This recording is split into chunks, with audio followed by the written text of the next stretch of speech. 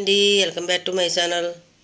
ఈరోజు ఏంటంటే మన గార్డెన్లో తోటకూర విత్తనాలు జల్లానండి. నేను తోటకూర విత్తనాలు జల్లితే ఇప్పుడు మొలకలు వచ్చినాయి. ఒక జాండ్ ఎత్తి ఎదిగినాయి. ఎంత పచ్చగా ఉందో చూడండి. ఎంత పచ్చగా వచ్చింది, ఎంత ఒత్తుగా గుజ్జుగా వచ్చింది.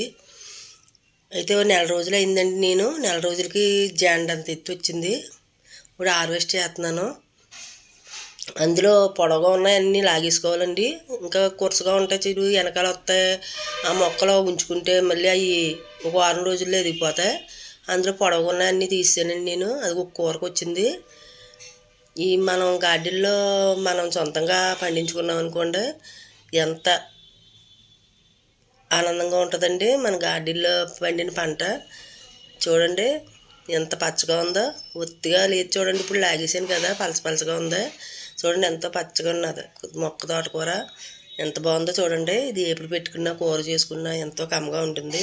మా వీడియో నచ్చినట్లయితే లైక్ చేయండి. బాయ్.